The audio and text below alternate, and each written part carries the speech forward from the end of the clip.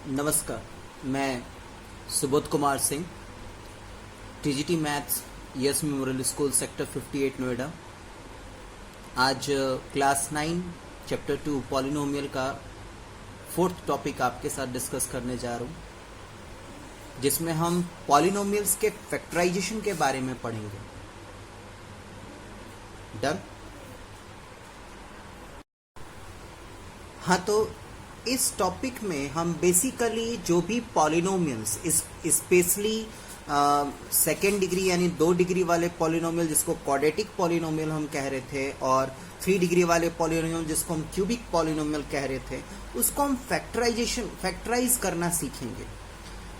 बेटा, इस वीडियो को मैं बहुत ही स्लोली लेके चलूँगा, क्योंकि मुझे हर एक चीज़ें बहुत बारीकी से आप लोग को समझानी है।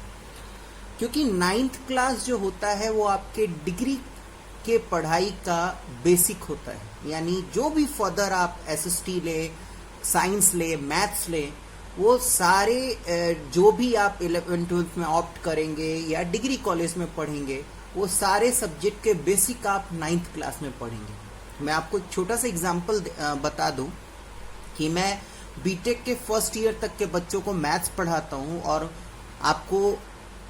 आपको बताना इसलिए जरूरी है क्योंकि आप इस टॉपिक के इम्पोर्टेंस को समझें, और मैं बताऊं कि उसमें भी मुझे पॉलिनोमियल का फैक्टराइजेशन उनको पढ़ाना पड़ता है, क्योंकि उन्होंने 9th क्लास में इन बातों को ध्यान नहीं दिया।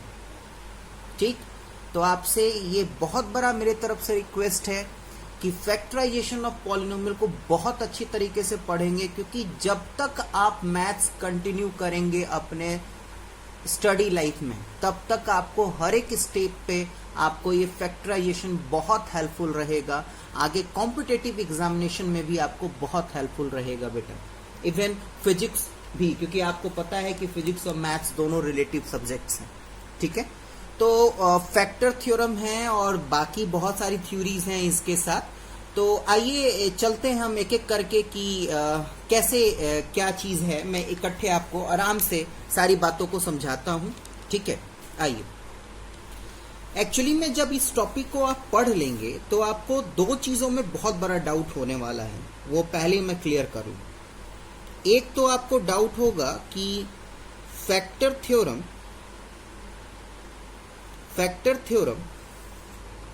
और रिमाइंडर थ्योरम में क्या अंतर है। सबसे बड़ा जो डाउट है वो इसी 2 चीजों में आएगा, इसलिए मैं सबसे पहले इसी बात को डिस्कस कर लूं आपके साथ। देखिए, बात क्या है, जब आप फैक्टर थ्योरम पढ़ लेंगे और अभी जब असाइनमेंट या एनसीईआरटी के क्वेश्चंस जब आप सॉल्व करेंगे, तो आप देखेंगे क्या कि ये हूबहू वही स्टेप्स यूज करेंगे क्वेश्चन को सॉल्व करने के लिए, जो आप लोग ऑलरेडी रिमाइंडर थ्योरम में कर चुके हैं। ठीक है, तो अब इनमें अंतर क्या है। एक मैं क्वेश्चन जैसे कि आपको दूं, लेट सपोज किया कि मेरे पास एक px है। px क्या है मेरा? x² - 4। ठीक है, और gx है मेरा x + 2। Done. On the other hand एक तरफ मेरे पास सेम यही क्वेश्चन, मेरे पास px भी यही है। डन। और gx भी यही है। अभी जब हम पिछले एक्सरसाइज में जब हम क्वेश्चन कर रहे थे, तो हमें एक पॉलिनोमियल दिया रहता था, एक लीनियर पॉलिनोमियल दिया रहता था, और हमसे पूछा जाता था क्या कि find out the remainder of the given polynomial. ठीक है, हमारे पास एक px रहता था ऑफ डिग्री > 1, जो कि यहाँ पे है, और एक लीनियर पॉलिनोमियल रहता था, और हमसे कहा जाता था कि इस पॉलिनोमियल का रिमाइंडर निकालिए। तो क्या प्रोसीड्यूर हम अपनाते थे? हम क्या करते थे, हम सबसे पहले gx को 0 से पुट कर देते थे। डन। gx को 0 से पुट कर देने का मतलब क्या है कि x + 2 = 0, यानी x = -2, और उसके बाद इस x के वैल्यू को हम p में पुट कर देते थे, यानी -2² - 4, यानी 4 - 4 यानी 0। डन। अब क्या है कि अब जब वैल्यू जो आ जाती थी हमारा x की वैल्यू पुट करने पे, हम कहते थे कि ये दिए हुए पॉलिनोमियल का रिमाइंडर है। बस बेटा जो चीज यहां पे खत्म हुई ना, वही चीज यहां से स्टार्ट हो रही है। फैक्टर थ्योरम, रिमाइंडर थ्योरम जहां पे खत्म हुआ, वहीं पे फैक्टर थ्योरम स्टार्ट होते हैं। सेम प्रोसीड्यूर, क्वेश्चन सॉल्व करने का प्रोसीड्यूर बिल्कुल सेम, हूबहू। यहां पे भी फैक्टर थ्योरम में जब हम ये क्वेश्चन रहेगा क्या कि बताइए कि ये जो जीएक्स है वो पीएक्स का फैक्टर है या नहीं। ठीक है, क्वेश्चन आपसे ये ऐसे आएगा कि बताइए दिया हुआ जो लीनियर पॉलिनोमियल है वो दिए हुए पॉलिनोमियल का फैक्टर है या नहीं, हाँ या ना। तो फैक्टर का आपको डेफिनेशन क्या पढ़ाया गया था? अगर कोई नंबर दूसरे नंबर को पूरे तरीके से डिवाइड कर दे, then that number act as a factor of that another number. यानी सीधा सीधा मतलब है कि अगर 2 4 को टोटली डिवाइड कर दे तो 2 बिकम्स द फैक्टर ऑफ 4। ठीक, दैट सिंपली मीन्स कि टोटली डिवाइड करने का मतलब है कि रिमाइंडर 0 होना। तो यहां पे भी हूबहू वैसे ही प्रोसीड्यूर फॉलो अप करेंगे। यहां पे भी हम gx को 0 से इक्वेट करेंगे, यहां पे भी हम x plus 2 is equal to 0 लिखेंगे, और यहां पे भी हम x इज इक्वल टू -2 लिखेंगे। दोबारा से हम p - 2 करके पुट करके सॉल्व करेंगे, और आपको पता है कि आंसर क्या आने वाला है, 0। ठीक, तो अगर ये आपका सॉल्व करने के बाद अगर वैल्यू 0 आ गया, डेट मीन्स कि दिया हुआ gx जो है वो दिए हुए पॉलिनोमियल का फैक्टर है, नहीं तो नहीं है। ठीक है बेटा, तो ओवरऑल डिस्कशन का ये कंक्लूजन है कि रिमाइंडर थ्योरम और फैक्टर थ्योरम में बहुत क्लोजली रिलेशनशिप है। क्वेश्चन देख के कंफ्यूज नहीं होना है। क्वेश्चन आपके पास एक px दिया रहेगा, एक पॉलिनोमियल दिया रहेगा और एक लीनियर पॉलिनोमियल दिया रहेगा। क्वेश्चन पूछा जाएगा क्या कि बताइए कि ये फैक्टर है या नहीं, या आप इसके पॉलिनोमियल का रिमाइंडर निकालिए। कुछ नहीं करना है, आपको सिंपली gx को 0 से इक्वेट कर देना है, जैसे कि मैंने यहां पे किया। जो x का वैल्यू आया उसको पॉलिनोमियल में पुट करके सॉल्व करना है। सॉल्व करने पे जो वैल्यू आया, जैसे यहां पे 0 आया, आपसे रिमाइंडर पूछा जा रहा है क्वेश्चन में, तो आप लिखिए कि 0 is the remainder of the given polynomial. आपसे अगर ये पूछा जा रहा है कि बताइए gx is a factor of given polynomial is not, अगर आपका 0 आ गया दैट, तो सिंपली आप लिखिए कि yes gx is a factor of given polynomial px। ठीक है, एक और क्वेश्चन सॉल्व करते हैं। लेट सपोज कीजिए, इसी का मैं अपोजिट लूं। लेट सपोज कीजिए कि मैंने gx जो है इस बार मैंने x प्लस 2 लिया है। ठीक, तो नॉर्मल सी बात है कि मैं gx को जब मैं 0 से पुट करूंगा, दैट मीन्स कि x plus 2 is equal to 0, यानी इस बार मेरा x माइनस 2 आएगा। और ऑब्वियसली जब मैं इसको दोबारा से p माइनस 2 अगर करता हूं तो -2 का स्क्वायर -4, यानी 4 - 4, यानी अगेन 0। दैट मीन्स व्हाट कि अगेन x प्लस 2, सॉरी यहां पे x प्लस 2 मैंने दोबारा से ले लिया, मुझे x माइनस 2 लेना था। कोई नहीं, वैसे भी डिफरेंस कुछ आने वाला नहीं है। x माइनस 2 अगर मैं यहां पे लेता हूं ये तो प्लस हो जाएगा, यहां पे भी प्लस, अगेन ये 0 ही आने वाला है। ठीक, अगेन यहां पे क्या मतलब है कि x माइनस 2 जो है वो आपके दिए हुए पॉलिनोमियल का फैक्टर है। अगर आप रिमाइंडर थ्योरम में रिमाइंडर आपसे पूछा जाएगा तो आप सीधा सीधा कहेंगे कि दिए हुए पॉलिनोमियल का रिमाइंडर 0 है। डन। तो मैं आप लोगों को ये सारी बातें बोलने के बाद यही बताना चाह रहा हूं बेटा कि क्वेश्चन को ध्यान से पढ़िएगा। आपको क्वेश्चन में क्या पूछा जा रहा है, आपके पास पॉलिनोमियल px है, आपके पास लीनियर पॉलिनोमियल gx है। आपसे अगर पूछा जा रहा है कि फैक्टर निकालिए पॉलिनोमियल का, बताइए कि gx px का फैक्टर है या नहीं, तो gx को 0 से इक्वेट कीजिए, इक्वेट करके px को सॉल्व कीजिए। अगर आपका 0 आया दैट मीन्स कि gx is a factor of the given polynomial px। If जो आपका वैल्यू है वो 0 के बराबर नहीं आता है, दैट सिंपली मीन्स कि gx is not a factor of polynomial px। On the other hand, जैसे प्रीवियस एक्सरसाइज में आपसे कहा जा रहा था कि find out the remainder of polynomial, find out the remainder of polynomial.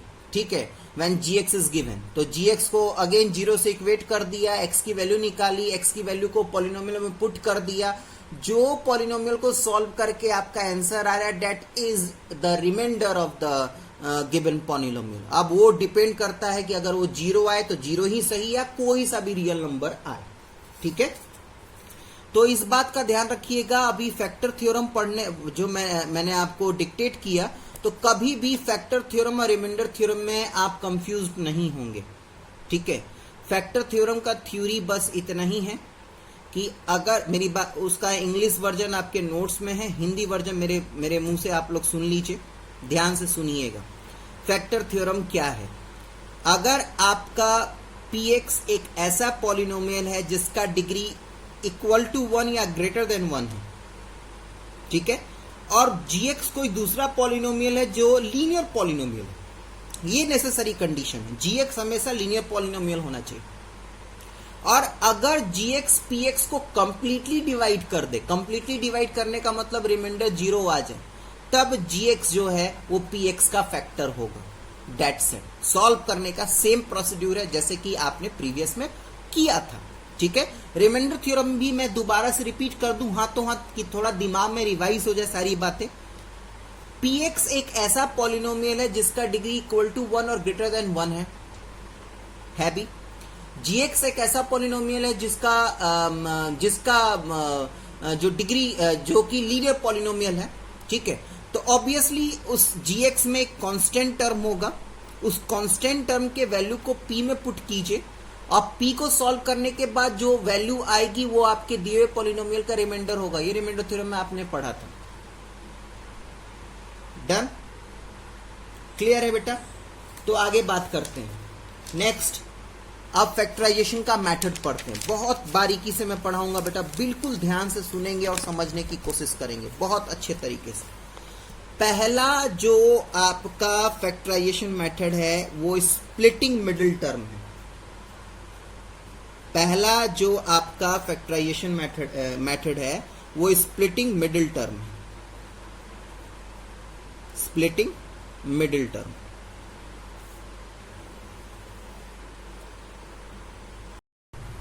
Splitting middle term की अगर मैं बात करूं ना बेटा, तो ये जो जैसे कि एक क्वेश्चन पहले मैं लिख दूं। लेट सपोज किया कि 2x² प्लस 7x प्लस 3। ठीक है, ये मुझे फैक्टराइज करना है। देखिए, फैक्टराइजेशन का मतलब क्या होता है? फैक्टराइजेशन का मतलब है कि आपको, अगर मैं बिल्कुल सीधा सीधा लैंग्वेज में बताऊं, देखिए जैसे कि एक नॉर्मल लैंग्वेज में अगर मैं बात करूं, 4 का फैक्टर क्या क्या होता है बेटा? 1 2 4। तो ये नंबर में है ना। इन द सेम वे, और 1 2 4 क्या है? 1 2 4 एक ऐसा नंबर है जो कि आपके 4 को कंप्लीटली डिवाइड कर देता है। That is y 1 2 4 is a factor of 4। Done? In the same way factorization करना, यानी ये जो पॉलिनोमियल है इसका फैक्टर निकालिए। अब फैक्टर निकाल के सॉल्व करके आपको जो आंसर आएगा ना, उससे अगर इसको आप डिवाइड करेंगे तो कंप्लीटली रिमाइंडर 0 होगा। फैक्टराइजेशन इसी को कहा जाता है। What do you mean by factorization? Factorization is nothing, it is just finding out the factor of the given polynomial, nothing else. जैसे कि आप छोटे छोटे क्लास में थे तो आपको पढ़ाया जाता था, ठीक है 4 का फैक्टर 1 2 4 है, 9 का फैक्टर 1 3 है, 1 3 9 है। इन द सेम वे अगर मैंने बोला कि इस पॉलिनोमियल का फैक्टर क्या है, तो वो तो बेटा नंबर तो है नहीं कि आप इजिली दम बता देंगे, उसके लिए आपको सॉल्विंग करना पड़ेगा। And that process is called factorization. और फैक्टराइज करके बहुत सारे मेथड्स हैं, 2 मेथड हैं आपको, वो दोनों मैं मेथड बताऊंगा आपको। वो मेथड को फॉलो करके जब आप फैक्टराइज करेंगे और फैक्टराइज करके जो आपके आंसर्स आएंगे वो आंसर आपके दिए हुए पॉलिनोमियल का फैक्टर होगा। डन? और अगर आप उस दिए हुए पॉलिनोमियल को उस आंसर से डिवाइड करेंगे तो आपका रिमाइंडर 0 होगा। डन? तो आइए हम इसको फैक्टराइजेशन करते हैं। तो स्प्लिटिंग मिडिल टर्म की बात हो रही है। देखिए, स्प्लिटिंग मिडिल टर्म ना बेटा बहुत ही टेक्निकल मेथड है, इसमें थोड़ा सा आपको दिमाग लगाना पड़ेगा। कुछ मेथड मैं समझाऊंगा, लेकिन बी क्लियर, मैं बहुत प्रैक्टिकली बात करने वाला इंसान हूं। सिंपली एनसीईआरटी सॉल्व करके आप कभी भी स्प्लिटिंग मिडिल टर्म को कॉन्सेप्ट को पकड़ नहीं पाएंगे। आपको मेरा असाइनमेंट भी सॉल्व करना पड़ेगा, कुछ अदर रेफरेंस बुक के क्वेश्चंस भी सॉल्व करना पड़ेगा अगर आप सही से स्प्लिटिंग मिडिल टर्म समझना चाहते हैं। क्योंकि बेटा मैथ्स है, ये थ्योरेटिकल सब्जेक्ट नहीं है कि सिंपली थ्योरी पढ़ ली और बातें समझ में आ गई। ये प्रैक्टिकल सब्जेक्ट है। जब आप प्रैक्टिकली प्रैक्टिस करेंगे तो आपको बहुत सारी चीजें क्लियर होंगी। ठीक है, तो चलिए हम बात करते हैं स्प्लिटिंग मिडिल टर्म। तो मिडिल टर्म, तो अगर हम बात करें तो ये मेरा पहला, दूसरा और तीसरा टर्म है। ठीक है, तो जब आप थ्योरी वाला कॉपी पढ़ेंगे ना तो उसमें पूरा अच्छे तरीके से मैंने स्टेप बाय स्टेप आपको सारी चीजें बताई हैं। तो स्प्लिटिंग मिडिल टर्म बहुत ही कॉन्सेप्चुअल ये है। इसमें सबसे ज्यादा काम रफ में होता है, इसलिए मैं सबसे पहले रफ वर्क एक चौड़ा सा मैंने कर लिया, क्योंकि मैक्सिमम काम मुझे रफ वर्क में ही करना है। ठीक है, चलिए फिर सुनिए। First term, second term, third term, आपके पास 3 टर्म है। पहला और थर्ड टर्म को मल्टीप्लाई कीजिए, लेकिन इस बात का ध्यान रहे कि मल्टीप्लिकेशन सिर्फ कांस्टेंट टर्म का हो, वेरिएबल का नहीं। डन। यहां पे बाबू कांस्टेंट टर्म का सिर्फ सरनेम की तरह हम यूज करेंगे। ठीक है, डन। तो यहां पे इसका फर्स्ट टर्म का जो कांस्टेंट टर्म है वो 2 है, और थर्ड टर्म तो ऑलरेडी मेरा कांस्टेंट है, यानी 2 3 जा 6। अब 6 के सारे फैक्टर आप लिखेंगे, 6 के आप सारे फैक्टर लिखेंगे। तो 6 के फैक्टर कौन कौन से होंगे? +-1, +-2, +-3, +-6। ठीक है। अच्छा, प्लस माइनस लिखने का कारण यही क्यों है वो मैं बता रहा हूं। अभी फिलहाल आप मोटा मोटी ये समझिए कि क्या आपको छोटे क्लास में पढ़ाया गया था कि 6 के जो फैक्टर्स हैं वो 1 2 3 हैं। तो अभी प्लस माइनस का क्या मतलब है, क्यों मैंने अभी लगवाया है आप लोगों से, वो सब मैं अभी बता रहा हूं। आप निश्चिंत रहें। ठीक है, अब चलिए, अब आप एक काम कीजिए। अब आप ये 1 2 3 और 6 में से कोई 2 नंबर का चुनाव करें जिसको जोड़ के या घटा के, ठीक है, 7 आ जाए मिडिल टर्म। ठीक, सिर्फ अभी कांस्टेंट टर्म की बात करेंगे। फर्स्ट टर्म की बात करेंगे तो उसके भी कांस्टेंट टर्म की बात करेंगे, सेकेंड टर्म की बात करेंगे तो उसके भी कांस्टेंट टर्म की बात करेंगे, थर्ड टर्म की बात करेंगे तो उसके भी कांस्टेंट टर्म की बात करेंगे। हम सरनेम की बात नहीं करेंगे, हम वेरिएबल्स की बात नहीं करेंगे। तो इन 4 आपके पास आ गए हैं नंबर। इन चारों में से किसी 2 नंबर को निकालिए जिसका सम या डिफरेंस करने से आपको 7 मिल जाए। और साथ साथ में ध्यान रखिएगा, इनटू करने पे 6 भी आना चाहिए। ये बाबू दिमाग लगाना है, इसलिए मैंने यहां पे प्लस और माइनस लिखा है। ठीक है, ठीक है। जैसे कि मैं आपको हिंट दूं, ध्यान से देखिएगा। अगर मैं 6 और 7 को ले लूं ना बेटा, 6 और 7 को, तो जरा देखिएगा। हालांकि मैं यहां पे सिंपली +1 और +6 ले रहा हूं मैं, तो +1 और +6 बिकम्स 7। माइनस मैंने यूज नहीं किया। जब नेक्स्ट को बहुत सारे क्वेश्चंस हम सॉल्व करेंगे तो उसमें माइनस भी शायद हमें यूज करना पड़े। ठीक है, तो बिल्कुल ध्यान से समझने की कोशिश कीजिए। हमने पहला और लास्ट वाला टर्म को इंटू किया, कांस्टेंट टर्म 2 3 जा 6 आया, 6 के फैक्टर्स लिखे हमने। उन फैक्टरों में से कोई 2 का चुनाव करना है जिनको जोड़ के या घटा के मुझे मिडिल टर्म लाना है। यानी यहाँ पे 7 है तो मुझे इन चारों में से कोई 2 का चुनाव करना है जिनको जोड़ने से या घटाने से 7 आ जाए। जैसे कि यहाँ पे 6 और 1 को मैं जोड़ दूंगा तो 7 आ जाएगा। और साथ साथ में ये भी ध्यान में रखना है कि इनको इंटू करने पे 6 आए, जो कि आपका आंसर ये था। ठीक है, तो क्लियर है। यानी यहाँ पे मुझे 2x³ डन +6x +x +3। मैंने क्या बोला था, ये जो x है ना बाबू, ये x सरनेम की तरह यूज करते जाइएगा। जैसे आप अपने नाम के आगे अपना सरनेम लगाते हैं ना, तो वो ऐसे ही सरनेम आप अपना लगाते जाइए। जैसे मैं सुबोध कुमार सिंह, तो सुबोध कुमार सिंह, सुबोध कुमार सिंह। सुबोध से मतलब है, कुमार सिंह से मुझे मतलब नहीं है।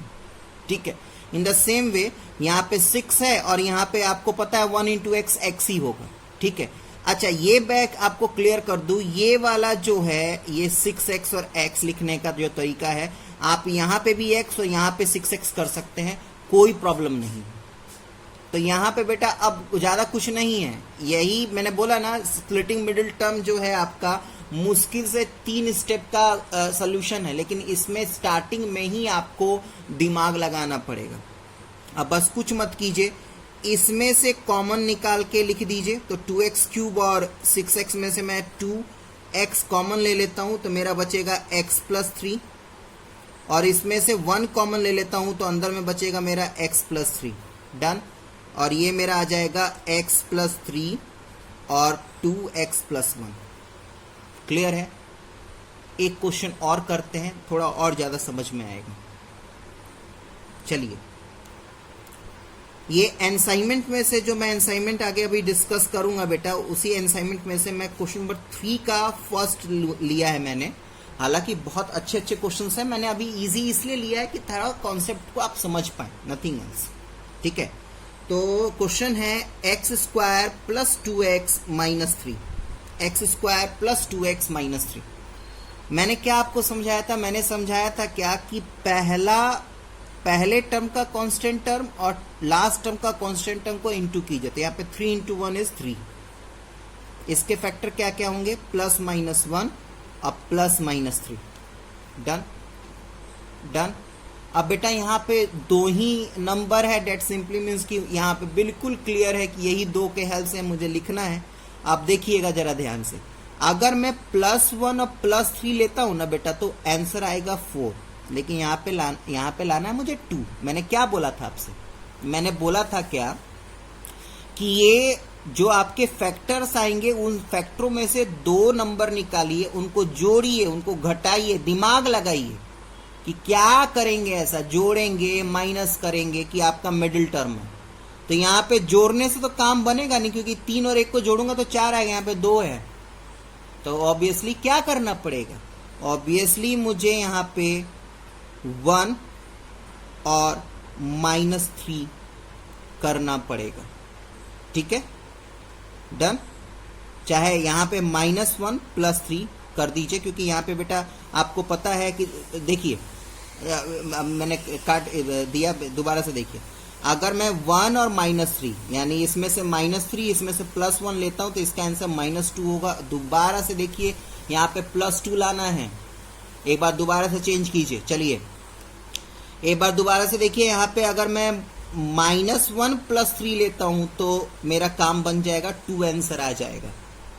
यानी जो मेरा ये जो 2 है उसको मैं -1 और +3 के टर्म में स्प्लिट कर दिया, और इसके साथ जो सर नेम है वो मैं लगाऊंगा ही, x² -x + 3x - 3, ठीक।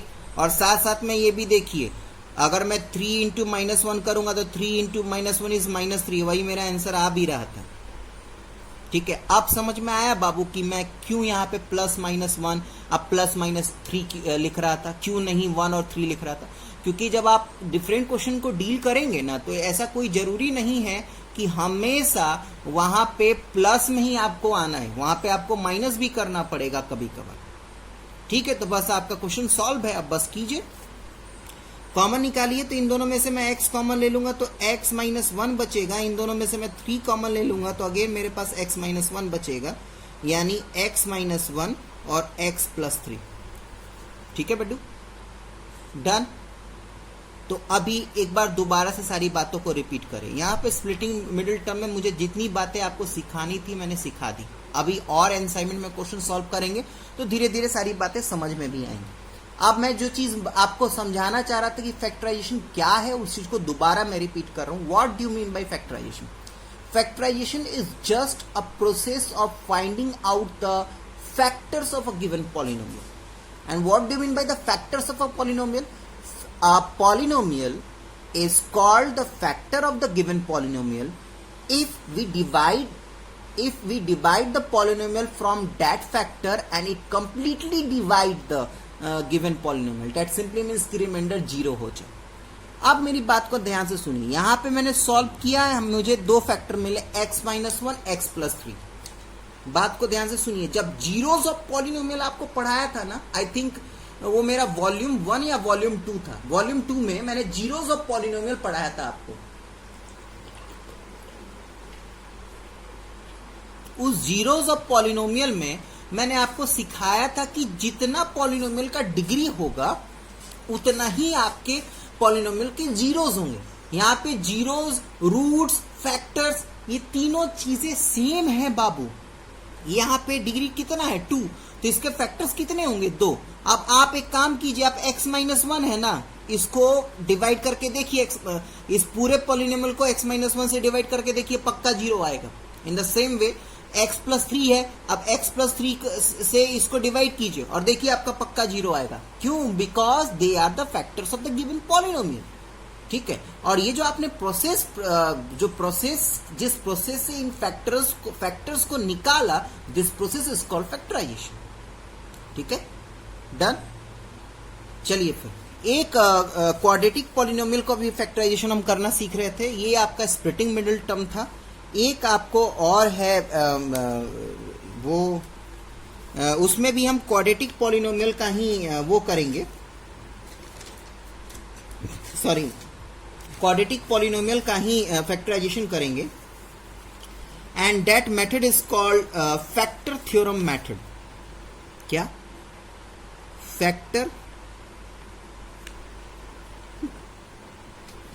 Theorem method, factor theorem method. ठीक है, फैक्टर थ्योरम मेथड ये थोड़ा सा लॉन्ग टर्म मेथड है, लेकिन आपको सीखना पड़ेगा। मैंने क्या बोला था, आप बेसिक अभी क्लास में हैं और सारे मेथड आपको सीखने पड़ेंगे।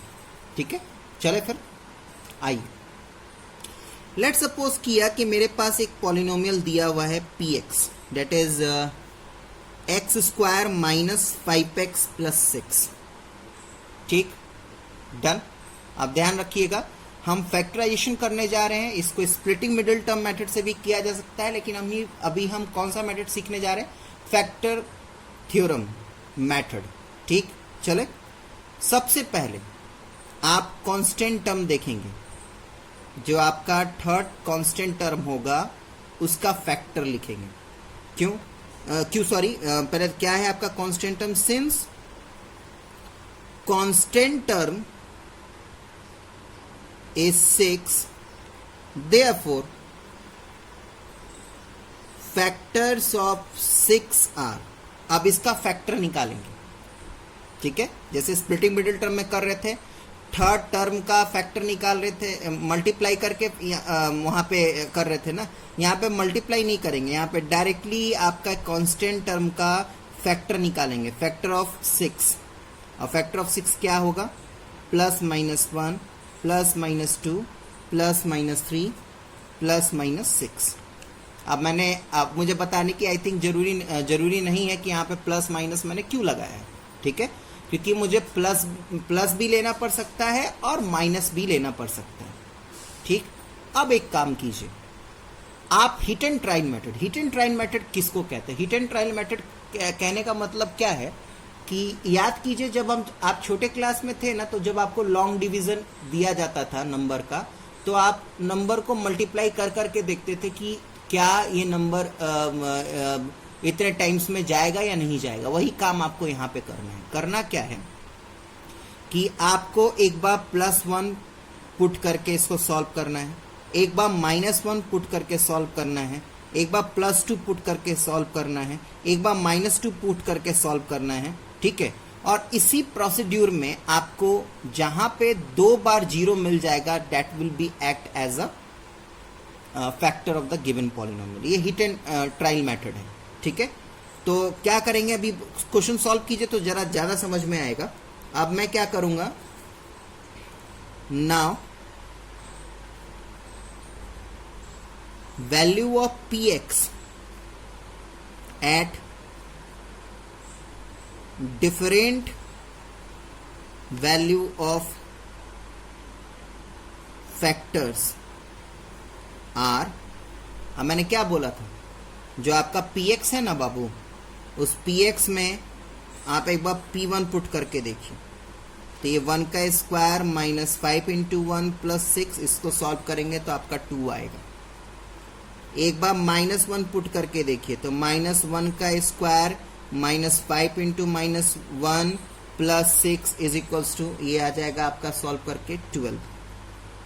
तो इसको हीट एंड ट्रायल मेथड, ऐसे ही आपको प्रोसीड्यूर करते चलना है जब तक आपको 2 फैक्टर्स ना मिल जाए, ठीक है। अगेन अब मैं P2 निकालूंगा, तो P2, तो डेट मीन्स क्या कि 2 का स्क्वायर माइनस 5 इंटू 2 प्लस 6, ठीक है, ये सॉल्व करके 0 आ गया, यानी ये आपका एक फैक्टर आपको मिल गया। अभी आगे और प्रोसीड्यूर बढ़ाइए।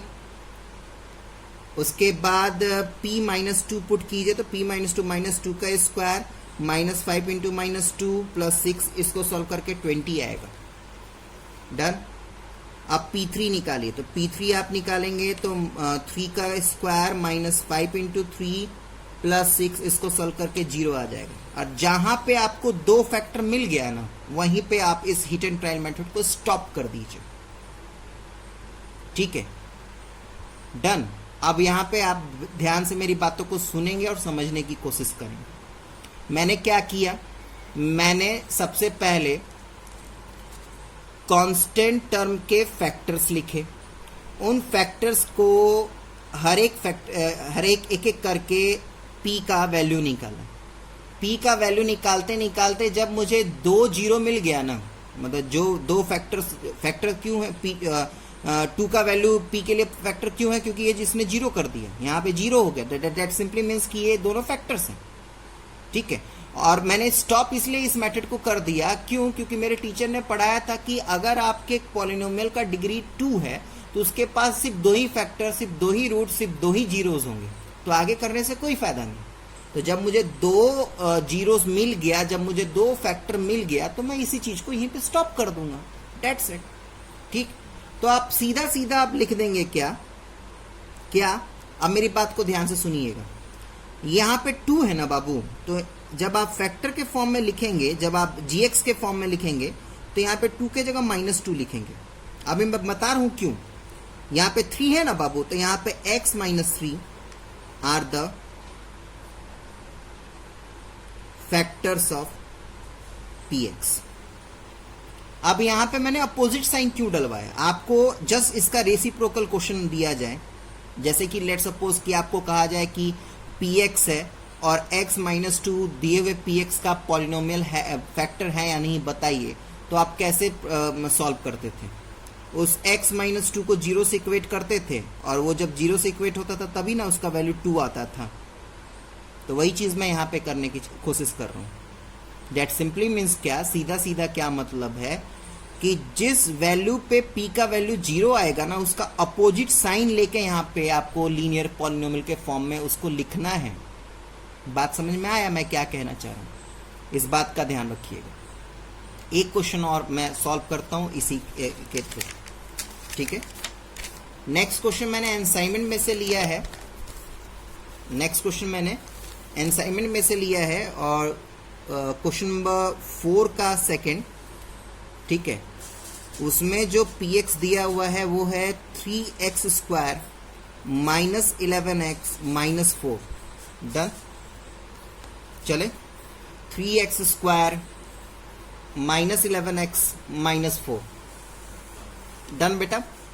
ये मेरे पास px दिया हुआ है, ये आपके असाइनमेंट क्वेश्चन नंबर 4 का सेकंड है, ठीक है। तो सबसे पहले इस बात का ध्यान रखिएगा, अगर आपके पास क्वाड्रेटिक पॉलिनोमियल है और आप फैक्टर थ्योरम के हेल्प से उसको फैक्टराइज कर रहे हैं, तो आपको सबसे पहले उसके एक्स स्क्वायर के कोएफिशिएंट को 1 करना पड़ेगा। यहाँ पे एक्स स्क्वायर का कोएफिशिएंट 3 है, तो इसको आपको 1 करना पड़ेगा। अब 1 करने के लिए क्या करना पड़ेगा, आपको पूरे पॉलिनोमियल को एक्स स्क्वायर के कोएफिशिएंट से डिवाइड करना पड़ेगा। यहाँ पे सीधा सीधा मतलब है बाबू, जब तक एक्स स्क्वायर का कोएफिशिएंट 1 नहीं होगा तब तक आप फैक्टर थ्योरम मेथड से दिए हुए क्वाड्रेटिक पॉलिनोमियल को फैक्टराइज नहीं कर सकते।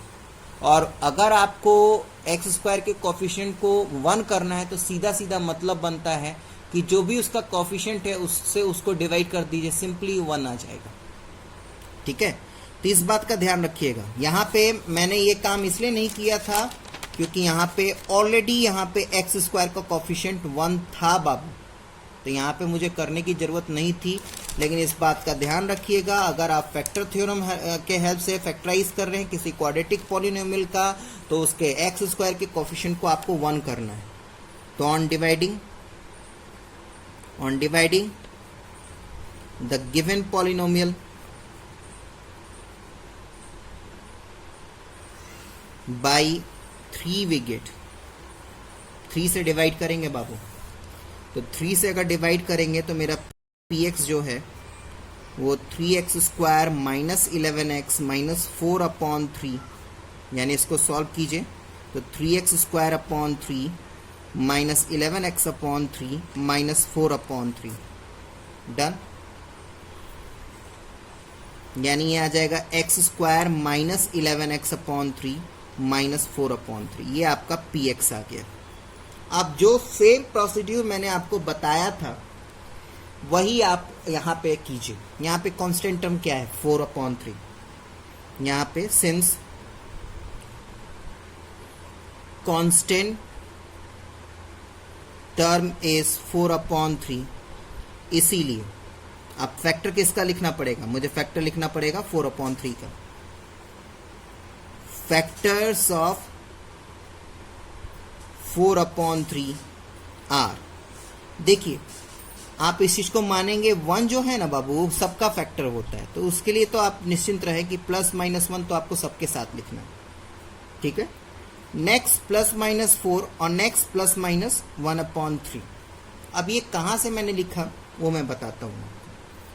फैक्टर का ठेठ देहाती लैंग्वेज में क्या मतलब होता है, ये तो बहुत बड़ा इंग्लिश हो गया कि अगर आप किसी नंबर को जैसे 4 है और उसको 2 से डिवाइड कीजिए और 2 उसको कम्प्लीटली डिवाइड कर दिया, डेट सिंपली मीन्स कि 2 जो है वो 4 का फैक्टर होगा। ठीक है, इसका उल्टा भाषा में अगर बोलें, यानी इसके दूसरे लैंग्वेज में अगर इस बात को हम कहना चाहें तो क्या हम ये कह सकते हैं कि 2 4 का मल्टीपल इसीलिए है क्योंकि 2 के टेबल में 4 आता है। बताइए जो मैंने कहा उस चीज को क्या उस तरीके से कह सकते हैं, हाँ या ना? मैंने आपको क्या कहा, मैंने आपको कहा कि 2 जो है वो 4 का फैक्टर है क्योंकि 2 4 को कंप्लीटली डिवाइड कर दिया जाता है। ये तो सीधा सीधा बात हो गया। लेकिन अगर इसी चीज को हम पलट के बोले, दूसरे लैंग्वेज में कहना चाहें तो हम कह सकते हैं कि 2 is a factor of 4 because 4 comes in the table of 2. That simply means कि मुझे 4/3, अब ध्यान रखिएगा ये नेचुरल नंबर नहीं है, ये रैशनल नंबर आ गया बाबू। तो नॉर्मल सी बात है कि इतना तो क्लियर हो गया कि बाबा एकदम से सारे नेचुरल नंबर तो इसके फैक्टर्स होंगे नहीं, कुछ मुझे रैशनल नंबर भी लेना पड़ेगा। तो 4/3 का फैक्टर क्या होगा, तो 4/3 का फैक्टर कहने का मतलब क्या है कि इसके ये किस किस के टेबल में प्रेजेंट होगा। तो 4/3 ऑब्वियसली +-1 के +-4 के टेबल में प्रेजेंट होगा। कैसे, तो देखिए रफ में यहाँ पे मैं सिखा रहा हूँ, ध्यान से सुनिएगा। ठीक है, ध्यान से मेरी बात को सुनिएगा। 4/3 will be comes in table of 4 in 1/3 times। देखिए थोड़ा सा ये समझना टिपिकल है, मैं बात को समझ रहा हूं लेकिन आपको समझना पड़ेगा क्योंकि बेटा मैंने पहले ही आपको कहा था कि आप 9th क्लास का टफेस्ट टॉपिक पढ़ने जा रहे, तो थोड़ा दिमाग को एलिब्रेट कीजिए, अपने दिमाग को फिक्स्ड मत कीजिए। अब यहाँ पे टेबल का मतलब यही नहीं कि आप जो छोटे क्लास में 4 1 जा 4 4 2 जा 8 4 3 जा 12 करके जो पढ़ के आ रहे हैं वही उस टेबल होगा।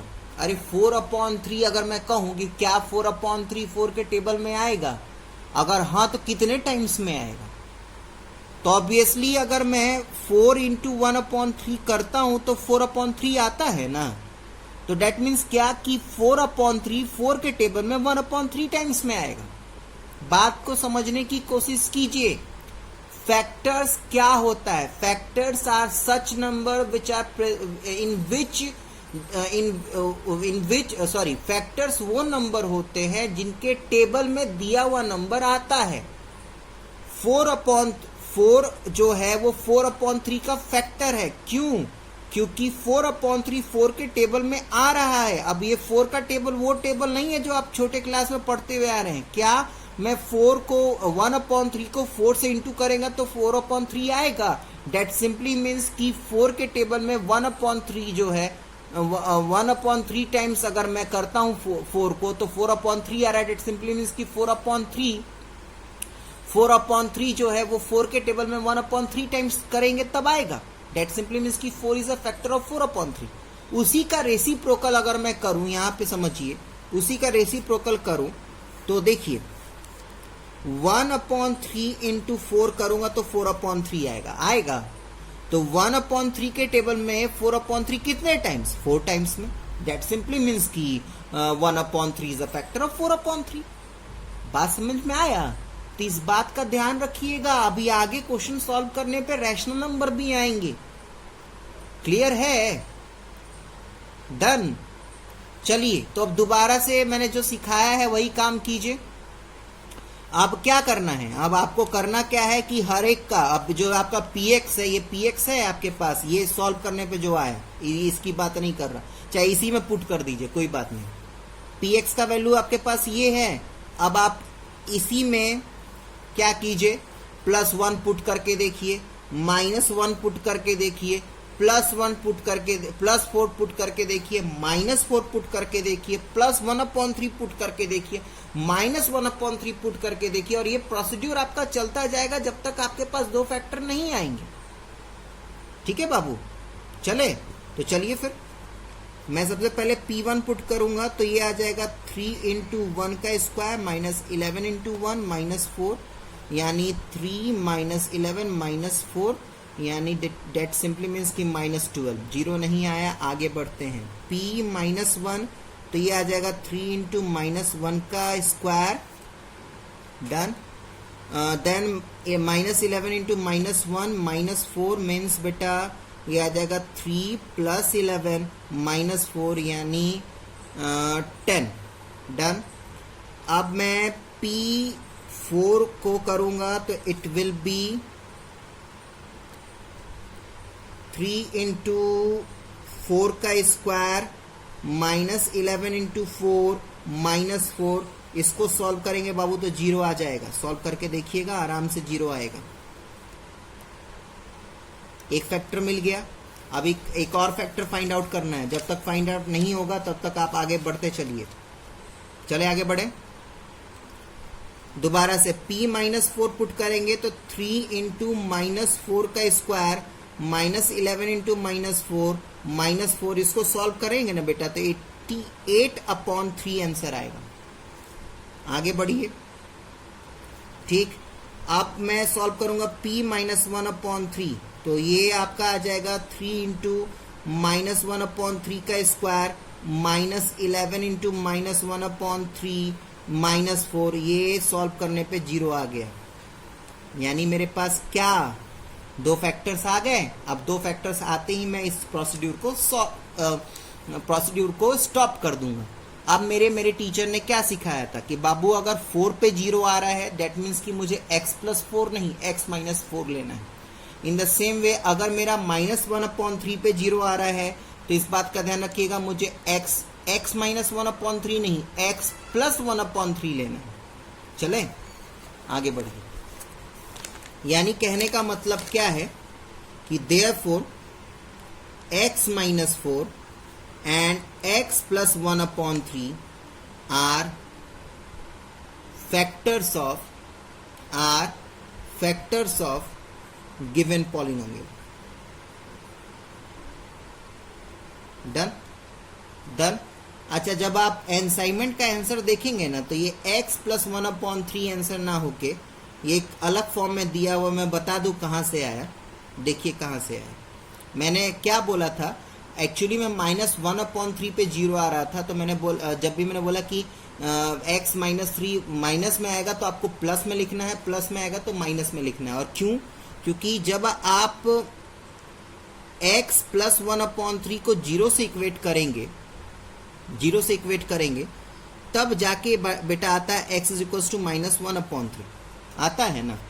तो जब x = -1/3 पे आपका दिया हुआ पॉलिनोमियल 0 हो रहा है, तो वापस से इसको gx के फॉर्म में लिखेंगे तो यही चीज़ आएगा। अब यहाँ पे चीज़ को समझिए मैं क्या बोल रहा हूँ। डेट सिंपली मीन्स कि x + 1/3 = 0 होगा। यानी इसको मैं अगर एलसीएम लूँ तो 3x + 1/3 = 0। यानी ध्यान रखिएगा 3x + 1 = 0। तो एक्चुअली में जो आंसर है वो आपका यहाँ पे x + 1/3 की जगह 3x + 1 है। बात वही है बेटा। सॉल्व करने पर आपको पता है कि वापस से सॉल्व करेंगे तो घुमा फिरा के वही आने वाला है x = इसको सॉल्व कीजिएगा जब आप, तो दोबारा से आपका x -1/3 ही आएगा।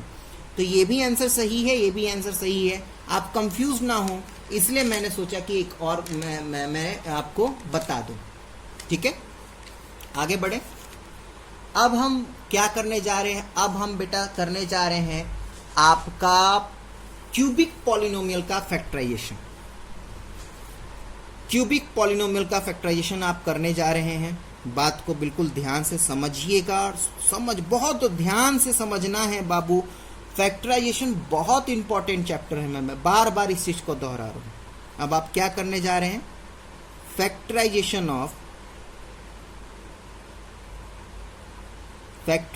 Of cubic polynomial. Factorization of cubic polynomial. चलिए लिखिए। px मेरे पास है x³ - 6x² + 3x + 10। बहुत लंबा मेथड है, इसलिए बिल्कुल बारीकी से चलेंगे। वही एकदम सेम। यहाँ पे कांस्टेंट टर्म क्या है? सिंस कांस्टेंट टर्म इज 10, इसलिए 10 का फैक्टर्स लिखिए। फैक्टर्स ऑफ 10 आर लिखिए। आपको तो पता ही था +-1 तो सबका होगा। +-1, +-2, +-5 एंड 10 खुद का एक फैक्टर हो जाता है। ठीक, सारे नंबर खुद के तो फैक्टर होंगे ही। अब मैंने क्या सिखाया था?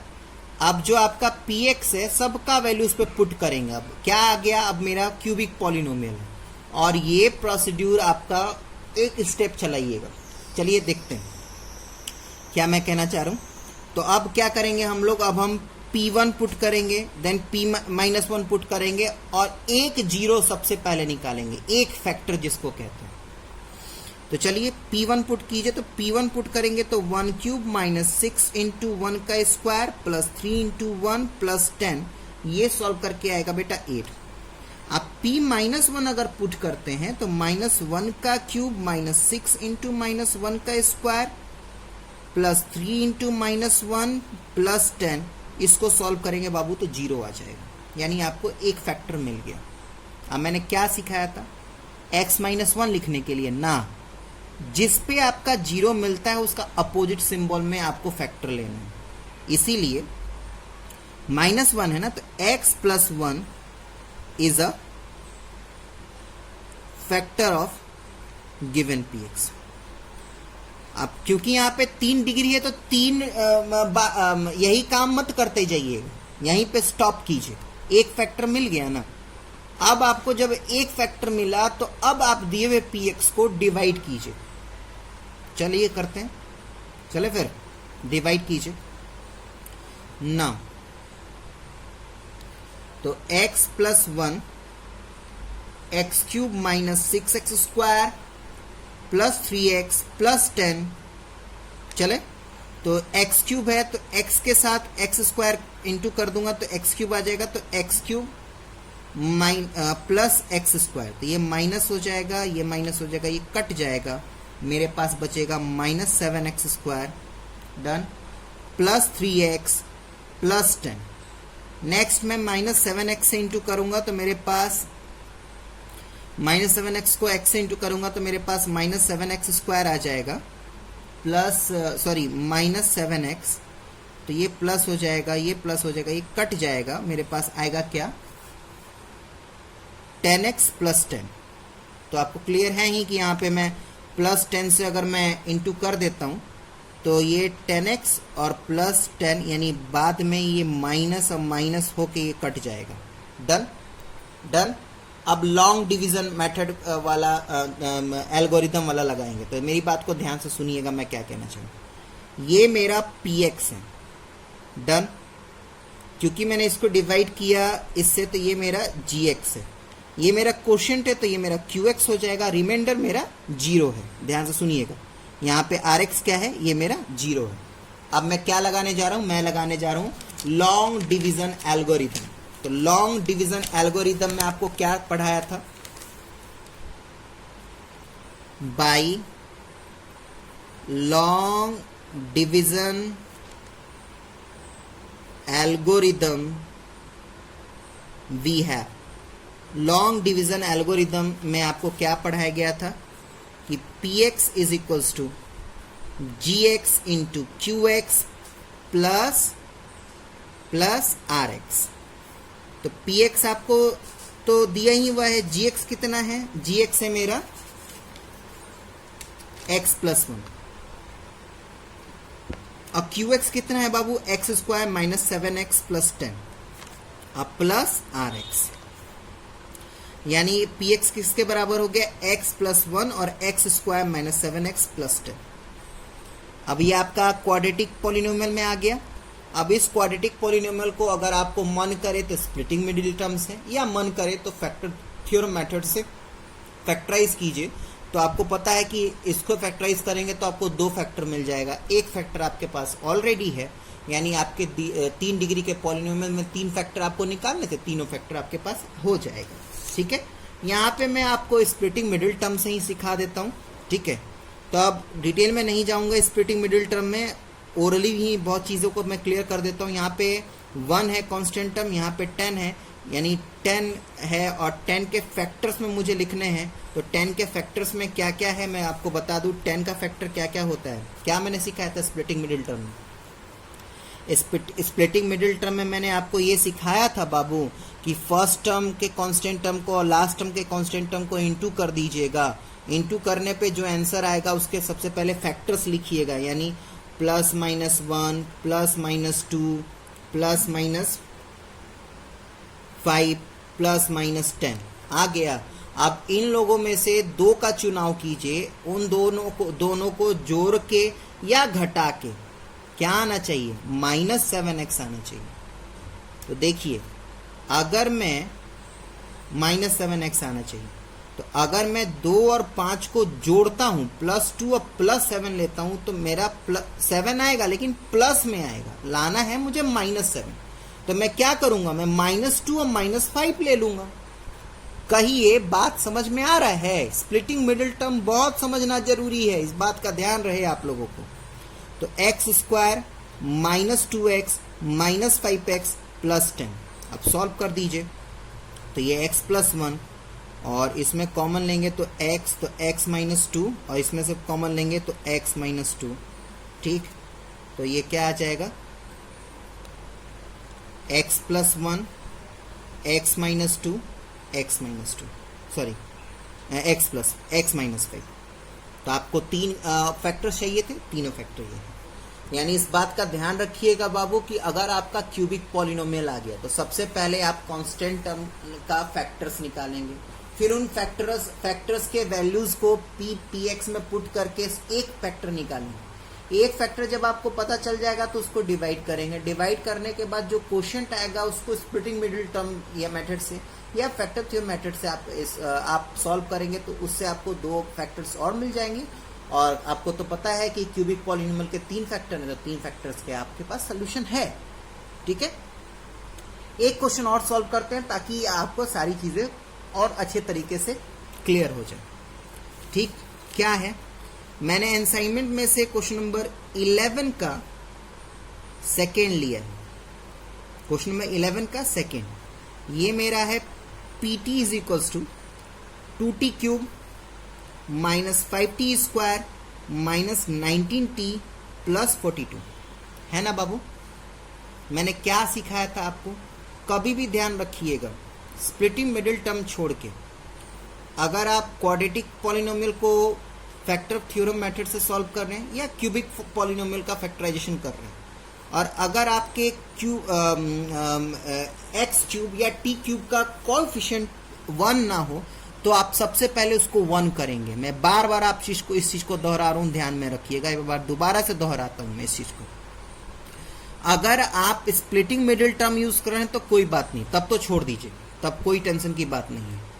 अगर आप स्प्लिटिंग मिडिल टर्म नहीं यूज कर रहे हैं, अगर आप फैक्टर थ्योरम के मेथड से अगर आप क्वाड्रेटिक पॉलिनोमियल का फैक्टराइजेशन कर रहे हैं या क्यूबिक पॉलिनोमियल का फैक्टराइजेशन कर रहे हैं जिस मेथड से मैंने आपको सिखाया, तो सबसे पहले आप देखिए कि क्या क्यूब वाले वेरिएबल्स के वेरिएबल का कोएफिशिएंट 1 है या नहीं। अगर 1 नहीं है तो आप सबसे पहले 1 कीजिए, और 1 करने का आपको तरीका मैंने बता ही दिया कि जितना कोएफिशिएंट है उससे पूरे पॉलिनोमियल को डिवाइड कर दीजिए, ठीक है। तो ऑन डिवाइडिंग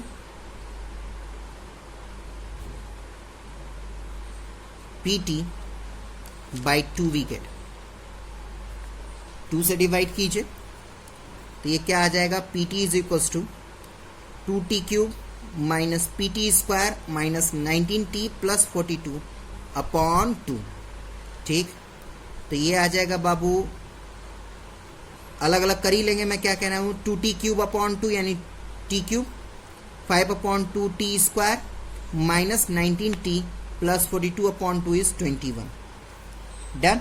ये आपका pt आ गया। अब इसमें कांस्टेंट टर्म क्या है, इसका कांस्टेंट टर्म है 21, डन। अब 21 का फैक्टर क्या क्या होगा बेटा, 21 का फैक्टर होगा plus minus 1 plus minus 3 plus minus 7 plus minus 21। बात क्लियर है। आप सबका वैल्यू एक एक करके पुट करेंगे, सबका वैल्यू एक एक करके पुट करेंगे, ठीक है। चलिए कीजिए सबका वैल्यू। पहले मैं P1 निकालूंगा, फिर P माइनस वन निकालूंगा, फिर P प्लस 3 निकालूंगा, P माइनस 3 निकालूंगा, और ये काम तब तक करूंगा जब तक मुझे एक फैक्टर ना मिले। चले फिर कीजिए।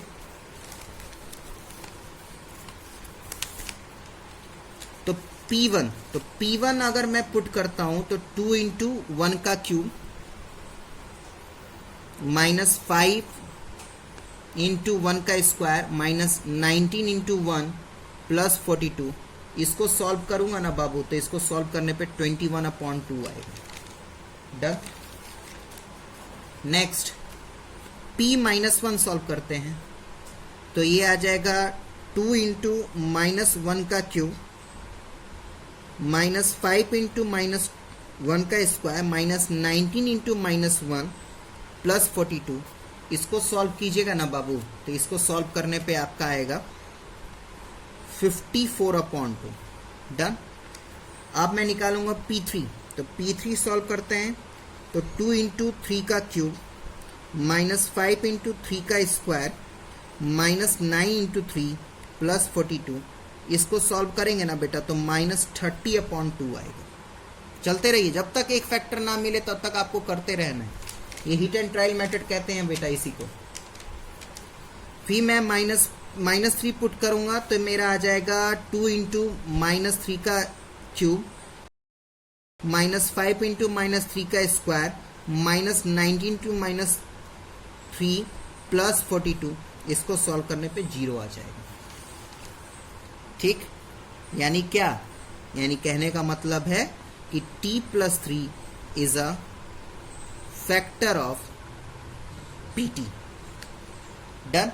अब ध्यान रखिएगा, यहाँ पे माइनस 3 था, प्लस 3 लिखा है, ये बिल्कुल ध्यान में रखना है, भूलना नहीं है जितना मैं समझा रहा हूं सारी बातों को, ठीक। अब क्या बचा, अब मेरे पास, अब मुझे इसको डिवाइड करना है, तो चलिए फिर t प्लस 3 को 2t cube minus 5t square minus 19t plus 42 solve कीजिए, तो 2t² से इंटू करूंगा t को तो 2t³ आ जाएगा प्लस 6t² माइनस माइनस ये कट जाएगा, मेरे पास आएगा बेटा minus 11t² minus 19t plus 42। ठीक, ये माइनस 11t से करूंगा तो माइनस 11t² माइनस 33t, तो प्लस और माइनस ये कट जाएगा, मेरे पास बचेगा 14t प्लस 42।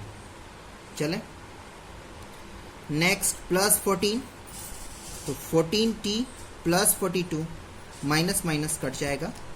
अब चलिए यहाँ पे मेरा Rx कितना है, Rx मेरा 0 है, ये मेरा Qx है, ये मेरा Px है, और ये मेरा क्या है बेटा, ये मेरा Gx है। Gx दिख गया आपको, Px आपके पास है, Qx आपके पास है, Rx आपके पास है। अब आप लॉन्ग डिवीजन एल्गोरिथम लगाएंगे, लॉन्ग डिवीजन एल्गोरिथम। चले, by long division algorithm we have. तो लॉन्ग डिवीजन एल्गोरिथम में आपको पढ़ाया गया था वो px के टर्म में था, यहाँ पे pt के टर्म में है, इसलिए मैं t के टर्म में लिख रहा हूं। pt is equals to gt into qt plus rt। Done बेटा। और यहां पे भी मैं tt के टर्म में ही लिख दूं क्योंकि पूरा एक्सप्रेशन मेरे t के टर्म में है। देखिए क्या, यहां पे मैंने qx लिया था, ये t कर दीजिए। यहाँ पे Rx लिया था, इसको भी RT कर दीजिए। यहाँ पे Px लिया था, इसको आप PT कर दीजिए। यहाँ पे Gx लिया था मैंने, ये Gx लिया था, यहाँ पे भी GT कर दीजिए। चले फिर आगे बढ़िए।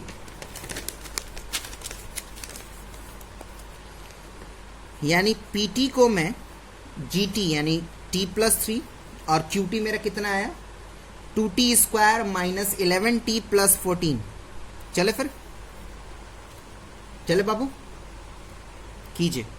अब मैं स्प्लिटिंग मिडिल टर्म लगाऊंगा इसमें, तो 2 14 जा 28 आता है।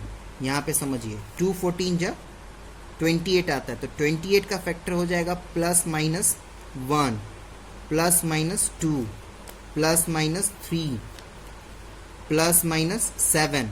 ठीक है, और ज़्यादा लंबा नंबर रहे तो 10 तक ही लीजिएगा, आराम से 10 तक के अंदर में ही आ जाएगा। एक लास्ट में ले लेता हूँ, बीच में भी होगा, मैं मना नहीं कर रहा, 28 का फैक्टर्स इस बीच में भी होगा, लेकिन अभी मेरा काम 10 तक लेने में ही हो जाता है, तो इसलिए मैंने लास्ट प्लस माइनस 28 लिख के छोड़ दिया। मैं बार दोबारा से रिपीट कर दूँ, 28 का इतना ही नहीं और भी फैक्टर्स होंगे, मैं मना नहीं कर रहा, लेकिन स्प्लिटिंग मिडिल टर्म में जनरली मेरा 10 तक के फैक्टर्स लेने पे किसी भी नंबर का काम हो जाता है। अब मुझे क्या लाना है यहाँ पे -11, तो इन नंबरों को जोड़ के घटा के देखिए -11 आ रहा है नहीं आ रहा है। ठीक है, एक चीज और छूट गया, यहाँ पे प्लस माइनस 4b आपका फैक्टर है 7 का, तो 10 तक में ले लीजिए, 10 तक में आपका काम हो जाएगा। चलिए क्या लाना है 11। चले फिर, तो देखिए 7 और 4 को जोड़ने पे 11 आता है, तो +4 और +7 अगर मैं लेता हूं तो +4 और +7 लेता हूं तो +11 आएगा, यहाँ पे -11 लाना है। डेट मीन्स क्या कि यहाँ पे मुझे -4 और -7 लेना है। बात समझ में आ रहा है? बिल्कुल ध्यान से बातों को समझिए। यानी 2t² minus 4t minus 7t plus 14 हो जाएगा। अब देखिए अगर मैं यहाँ पे प्लस प्लस लेता तो 7 और 4 +11 होता, -11 लाना है, इसलिए -4 -7 लिया है। ठीक है, अब कॉमन लीजिए, ये क्या हो जाएगा t+3, 2t बाहर ले लिया तो t-2, और इसमें से 7 बाहर ले लिया तो t-2, यानी मेरा आंसर क्या आ जाएगा 3 फैक्टर t-3, t-2 और 2t-7। तो ये फैक्टराइजेशन करने पर आपको ये 3 फैक्टर मिल गए ना, 3 डिग्री का पॉलिनोमियल तो 3 ही फैक्टर होंगे ना। इनमें से किसी भी कोई भी या तीनों अलग अलग करके दिए हुए पॉलिनोमियल को डिवाइड कीजिए, पक्का है गारंटी के साथ कि 0 आएगा। ठीक है, अब यहाँ पे मैंने आपका एनसीईआरटी का एक्सरसाइज 2.4 का सारा थ्योरी क्लियर कर दिया। अभी बहुत काम है, अभी पूरा अगर बढ़िया से पूरे फैक्टराइजेशन को समझना है तो अभी असाइनमेंट को सॉल्व करना पड़ेगा, अभी एनसीईआरटी के क्वेश्चंस को सॉल्व करना पड़ेगा। तो इस वीडियो में बस मैं अभी इतना ही थ्योरी पढ़ा रहा हूँ। नेक्स्ट वीडियो में मैं असाइनमेंट का क्वेश्चन सॉल्व करूंगा और एनसीईआरटी का क्वेश्चन सॉल्व करूंगा। तब तक आप अपना ध्यान रखिए। धन्यवाद।